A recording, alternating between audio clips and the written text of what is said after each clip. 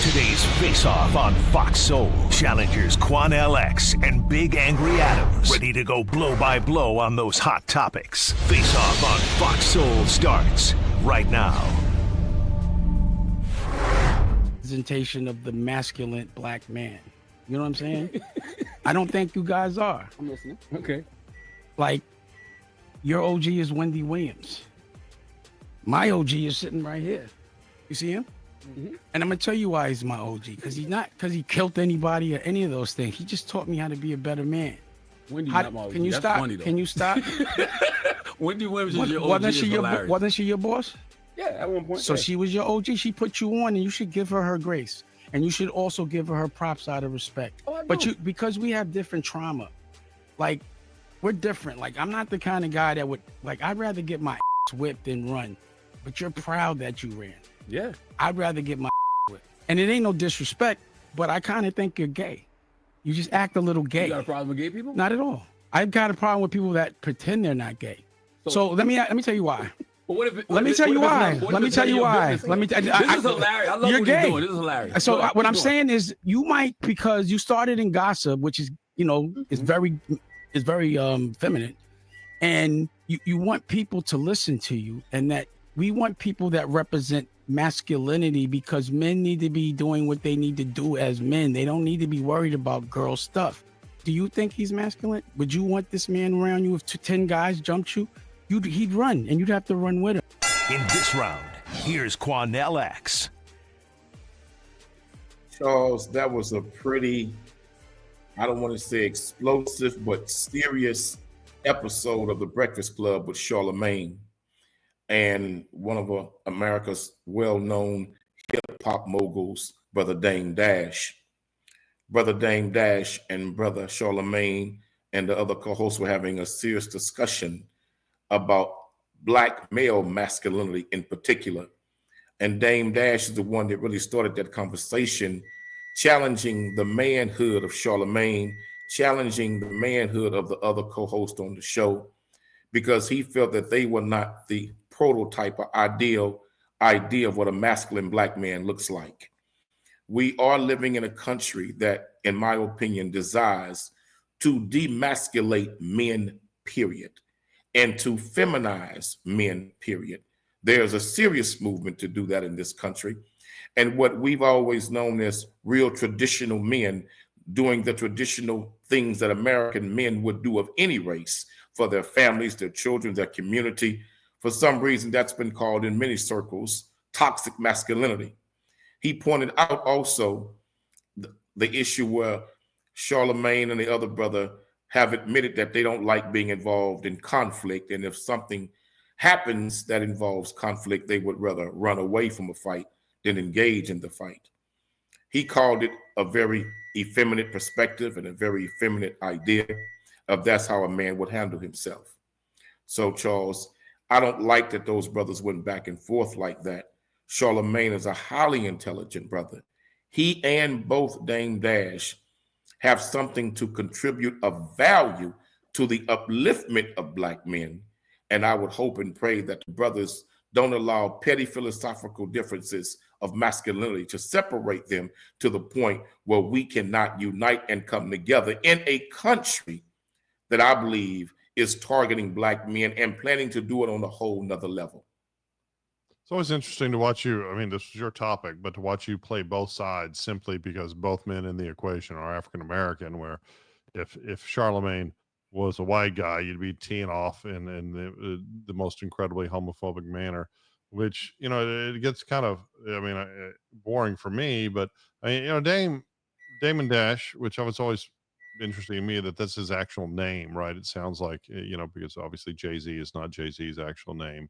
And it was Biggs, Kareem Biggs. I forget the third guy, and Rockefeller, but has obviously been, successful as a hip hop executive as opposed to a performer until him and Jay-Z soured in 2005. His bankruptcy filings were pretty insane, like $4,000 in assets and $25 million in debt, or just something crazy.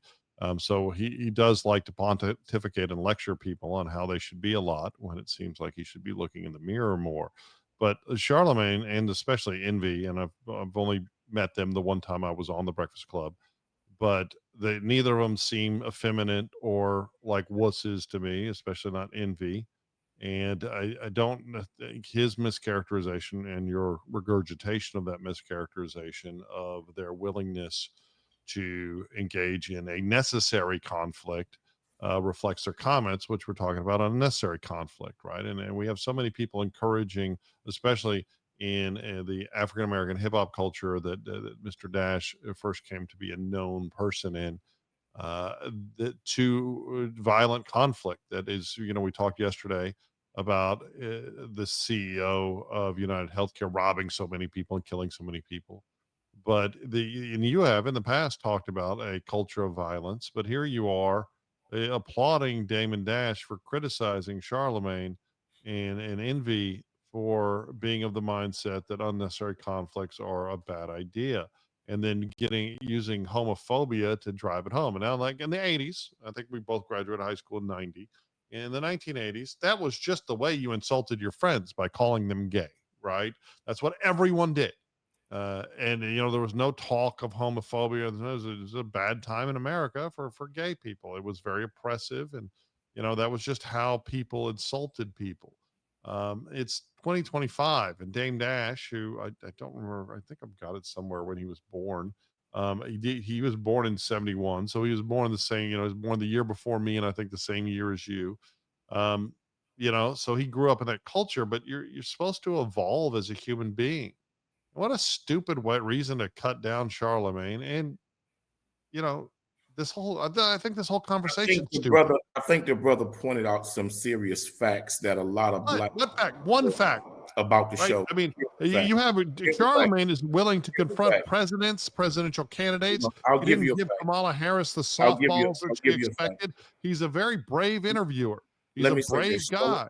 Brother Charlemagne is a highly intelligent brother, as I said prior in this discussion. You're just calling him a wussy, and now you're saying he's highly intelligent. Call him that. That's what Dame Dash called him. You were tiptoeing around it. You were applauding Dame for calling him gay. And then talking about conflict, running from conflict. Facts against masculinity in America. Charles, let me tell you something. There's a movement in this country to make young boys and young girls confused about the gender they were born in. There's a movement in this country that wants to. There's a movement in this country, yes it is, that makes young boys and young girls confused about their gender. There's a movement in this country that don't want men to be the traditional men that we've been in this nation.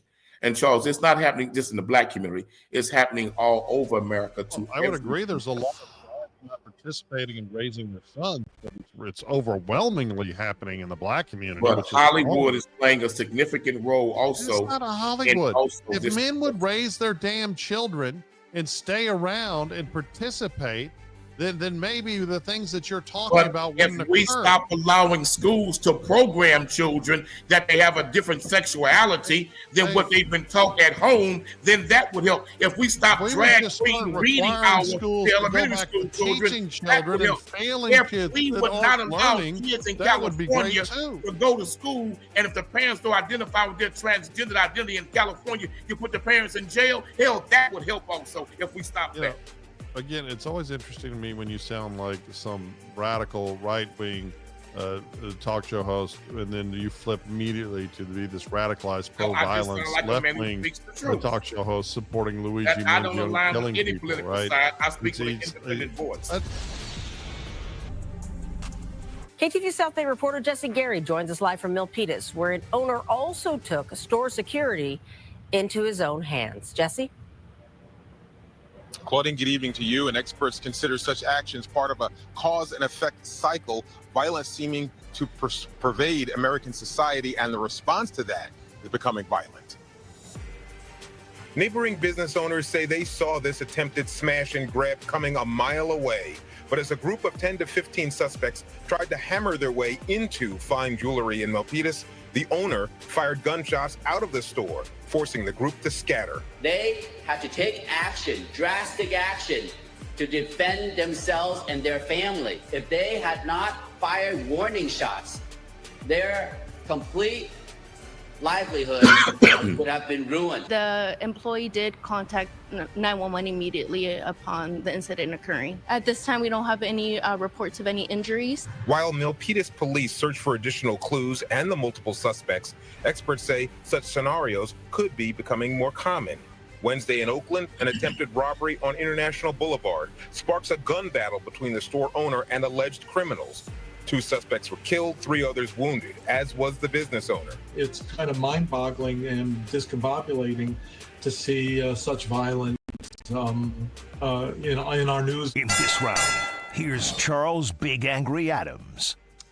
You know, I don't know how that Santa Clara University professor could be mind-boggled by living in. I spend a fair amount of time in the Bay Area, and Oakland is consumed by constant crime. There are parts of Oakland that look like bombed out Lebanon, and it's just absolutely horrifying. So I'm not at all surprised that we have people being forced to engage in self-help, even in cities like San Francisco that have no gun stores left, right? And they make it as hard as possible in the Bay Area to be able to buy both a firearm or weapons. And California as a whole makes it difficult. So it has created this paradigm where it's typically just the criminals that have firearms. But what's even crazier here is we just watched this video, right?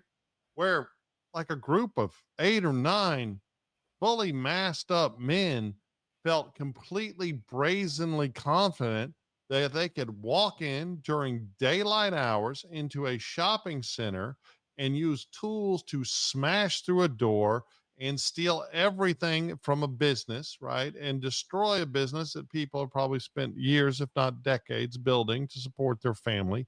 And this is happening everywhere. And you see stores closing left or right.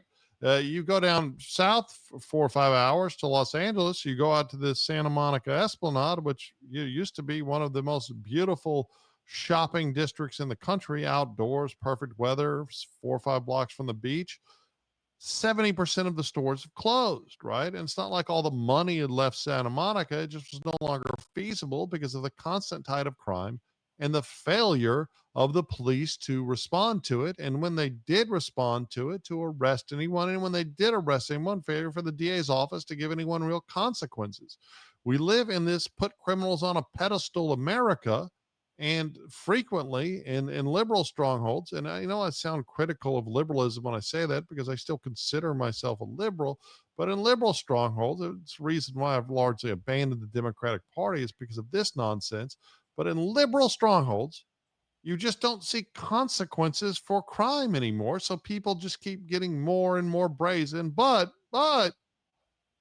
when you stand up for crime and engage in self-help, well, those DAs just can't wait to charge you. So hopefully they won't charge this Asian man in this small city, but it's absolutely repugnant. This is, look, it's daylight. Look at this crew of people. There was a guy just sitting there at the mall bench, just enjoying his day. And he runs off in fear because these monsters, these scum of the earth scumbags are trying to destroy something. And thank God that guy had a gun. I'm thankful he didn't hurt anyone, but I wouldn't have been brokenhearted if he did.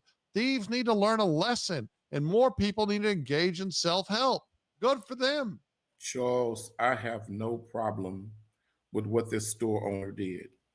Many store owners across the country, and in particular California, have been speaking to other co-business owners and constituents who own businesses, and they've been told the horror stories of these smash and grab robberies. We've seen it in Texas, all over the place, all across the country, these smash and grab robberies. So finally, normally what you see is store owners just kind of stand back and don't engage and let them do it and then call the police afterwards, only later to learn the cops are not going to do anything. So we have one here in California now who decided to fight back. I have no problem at all with what that man did. In fact, I think the video of this man shooting back at them. We didn't even shoot at them. He shot in the air. He fired 2 warning shots. I applaud that store owner because he could have shot them directly and killed them, but he shot warning shots. So I thank you, sir, for having some degree of temperate mercy. So if you had killed one of them, what would you have thought? But it would have been justifiable homicide. Because when somebody's breaking in your place like that in a hood and a mask and using weapons to break in your place, you got a right to use deadly force. But I hope the video goes viral to send a message to so many young people who like participating in these smash and grabs. The store owners now, the business owners now are shooting at you. They're firing back. And I think district attorney's offices and law enforcement have to encourage store owners to fight back and not be so quick to prosecute them. Well, they don't in California. It's a hard thing to say because I don't see anyone lose their life, but people are sick and tired of being sick and tired of this type of crime. I mean, I'll tell you. So there's a tragic video that's been floating around for about a year at a smoke shop, right? Like a head shop where they sell pipes and other stuff. Two young men come in masked up. You know, this whole masking epidemic, right?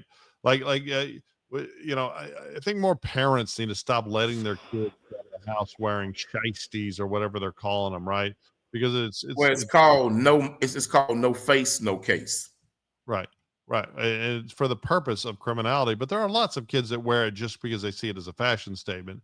But the reality is, the nefarious that do it for criminal purposes, and people need to be told to take them off for that. But these guys walk in a head shop, they start stealing stuff. One jumps over the counter, and again, an Asian owner had enough, pulls out a Bowie knife and just starts stabbing him, and then carries him to the door. And the guy's yelling that he's dead and begging for help, while the guy's calling police and claiming it was the other guy's idea and all that. And it's horrible. It's horrible to watch. I mean, we've become desensitized to seeing so much violence. But again, stop stealing stuff. But people feel so brazen. Strong arm robberies are treated like theft by almost every major city district attorney's office, thanks to, and I hate to say it, sound like Alex Jones nut, but Soros organizations that have promoted policies of crime reduction as a rule. So for the audience, a strong arm robbery is where you just use physical force to take, right? As opposed to aggravated robbery where you're using a weapon. But robbery is robbery.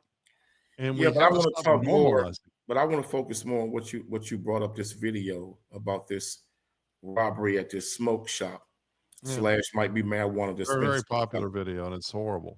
And let me say this. I think that video, as horrible as it is, must be used as a teaching tool to our young people. My grandmother used to say, when you get in trouble, I don't want to hear a damn thing about what somebody else was doing. You're responsible for yourself. And so the excuse that the other one made about it was his idea, well, it was your jackass understanding to go along with that idea and approve of it. By God's grace, he also was the one that jumped over the counter and started grabbing. By God's grace, you didn't die, and your other friend think he did die. Charles, let me say this. I don't see how he could survive it. He took several knife wounds to his chest and neck. That horrific video should be shown to the world, because we must send a message like we used to back in the day. The wages of sin is death. If you're going to commit these crimes, realize you're going in, putting your life on the line. No more slap on the wrist. Well, I have violence on our little screens and big screens. And obviously we're becoming very desensitized to it. Earlier this week, you were calling Luigi Mangione a hero, right? You do it. Sometimes he's a freedom fighter. He's not a terrorist. He's a murderer. He's a freedom fighter. But at what terrorism is like beauty. It's in the eye of the beholder. All of this constant deluge, normalization, and rationalization for horrifying violence. These corporate oligarchs are nothing more than a stain let's and stay a on blur topic, on right? the American We've people. seen a video of a bunch of guys breaking into a store and getting shot at, right? I talked about another story of a guy stealing from a store and getting stabbed multiple times, right? And you think that those are lessons that the bad guys need to learn, but on the other side, you're pro-violence, right? No, like maybe we need to get to the point. Brian Thomas, who was killed by Mr. Mugiani, is an example. Mr. Thompson, he is an example for other corrupt CEOs. The American people are sick and tired of being sick and tired. Okay. Stop pimping the American people who are praying. Murder isn't the resolution. Right? It's not the resolution to silence political voices. It's not the resolution to influence corporate policy. It probably is the resolution to stop robberies. The But it's still politicians sad. or the And like, at corrupt ones what will not go point fix do us nothing. reasonable people in America get tired of listening to the blowhards like you who advocate for violence, right? I No, think earlier in the they're week you were tired of advocating listening for to the race violence pacifists against cops, like you. right? They're Where we tired of all listening say, to the hey, lukewarm, watered down maybe if voices everyone like would just yours. get damn jobs, pay their taxes, build their own lives, and stop looking for shortcuts to suck off the teat of the other I say American this, taxpayers, if then you maybe we accuse wouldn't the have these American problems. people of sucking off the tit of the American taxpayer, well then let's get Ukraine off that tit of the American taxpayer. Sure. Let's stop sending money It's not an overseas argument. to foreign nations to start wars against poor, impoverished people. I mean, who are we being send most of starved our to foreign death and aid. murdered. Don't we Let's send stop most the of our corporate foreign aid to welfare giants Africa? from getting So, corporate welfare I and mean, still call are you themselves sure rich you want oligarchs. that? I mean, yeah, I think we should Yeah, put American we got citizens first cities all in the America time. that we're not rebuilding, but we can economically rebuild Iraq.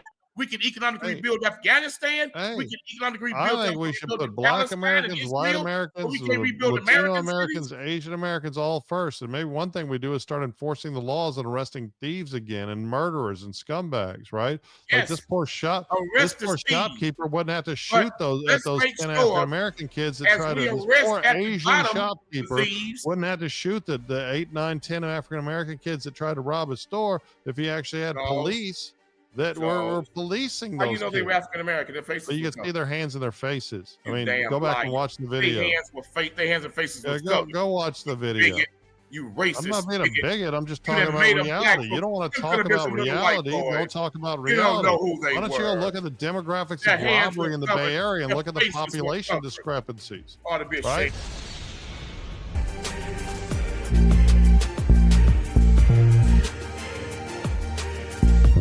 That's it for the Face-Off on Fox Soul. We'll catch you next time.